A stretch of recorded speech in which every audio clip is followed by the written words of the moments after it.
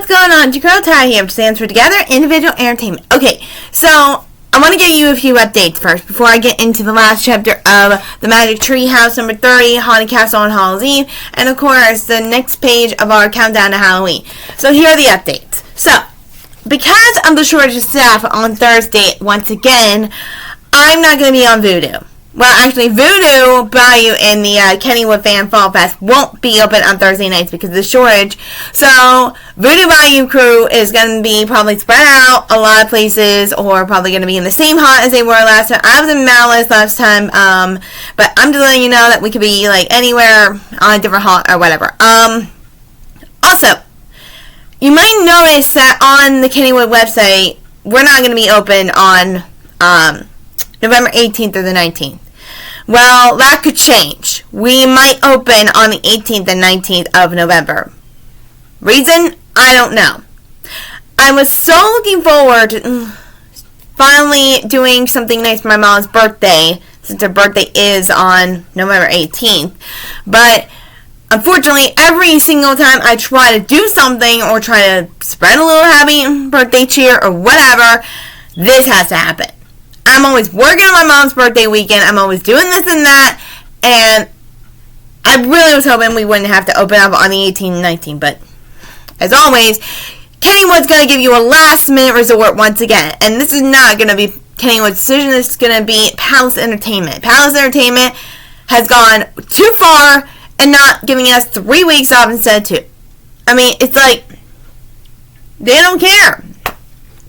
But, I mean, I will admit, it's a hard work and it's a hard life. After all, I guess you could say that what Annie says in the first song of her musical or whatever. Yeah, it is the hard knock life, for real. Alright, so let's get into our story. So today is the 23rd, which means we are getting to the last chapter of our story. Chapter 13. Chapter 13, Jack and Annie's Magic. Jack, Annie, and Teddy crunched through fallen leaves until they came to Merlin's oak. They found the hidden door near the rope ladder. Teddy pushed on the bark. The door opened. One by one, they slipped into the candlelit hollow of the tree trunk. Merlin was sitting in a tall wooden chair. "So you restored order to the castle," he said calmly. "Yes, sir," said Teddy. "Had to use a bit of magic, but now all is well." "Your rhyming must have improved," Merlin said to Teddy. Teddy grinned sheepishly. "Well, to be truthful, the real magic's not in the rhymes. 'Twas the magic of Jack and Annie's courage and kindness that saved the day, and saved me, too." "Indeed," said Merlin. "Aye," said Teddy. "They have a magic as powerful as any sorcerer's rhymes or enchanted hazel twig." Merlin raised a bushy eyebrow. "Enchanted hazel twig," he said. "'Tis only a figure of speech," Teddy said quickly. Merlin turned to Jack and Annie. "I thank you for your help," he said. "All the realm of Camelot thanks you." "You're welcome," they said. Merlin stood up. "Come along, my boy," he said to Teddy. "I will help you speed you back to your Morgan now." Look at that. "My research is done. We must return these rare books to our library."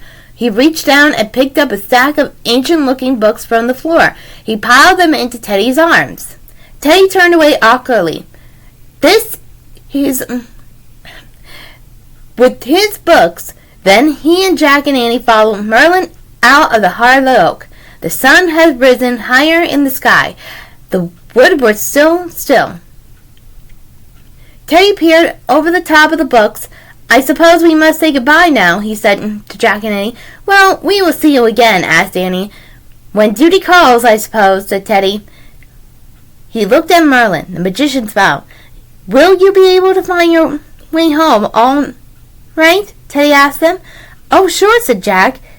"The tree house will take us back." He and Annie looked up at the magic tree house at the top of the oak. A sudden gust of wind rustled the leaves. Jack and Annie turned back to Merlin and Teddy, but they were gone, bright yellow. Leaves on a swirl and danced in the spot where they'd been standing. Wow, said Annie. Yeah, said Jack. Well, said Annie, sighing. Onward. Homeward, said Jack. Annie started up the rope ladder. Jack followed. When they climbed inside the treehouse, Merlin's leaf invitation was fluttering off the floor. Before it could blow out of the window, Annie grabbed it. She pointed to the words Frog Creek. I wish we could go there, she said. The wind started to blow. The treehouse started to spin. It spun faster and faster. Then everything was still, absolutely still. Jack opened his eyes. He and Annie sat quietly on the floor of the treehouse for a moment. Jack looked out the window. High overhead, a bird was soaring through the dusky sky. Jack could hardly believe that just a little while ago he had been a bird himself. Ready to go home, said Annie? Jack nodded. There was no way to explain what had just happened to them. He thought there were no way to even talk about it. Annie carefully placed Merlin on leave in the corner of the treehouse next to their royal Christmas invitation. Then she and Jack climbed down the ladder and started through the woods. In the gathering dark of Halloween night, nothing seemed very spooky. Jack knew all the trees. He knew the familiar path out of their street. As he and Annie headed down toward home, 3 creatures stepped onto the sidewalk in front of them. A hideous witch, a grinning skeleton, and a huge hairy eyeball. The creatures cackled and rattled and hissed. Jack and Annie laughed. Oh, brother, said Jack. Good costume, said Annie. Jack and Annie crossed their yard and climbed their front steps. Are you ready for trick-or-treating, said Annie? Jack pushed his glasses into place. You know, I think maybe I'll stay home this year, he said, and help Mom and Dad give out the treats. Yeah, maybe I will too, said Annie, but I think I'll wear my vampire princess costume anyway. Jack smiled. Cool, he said. Then he and Annie slipped inside their warm, cozy house and closed the door against the dark of All Hallows Eve.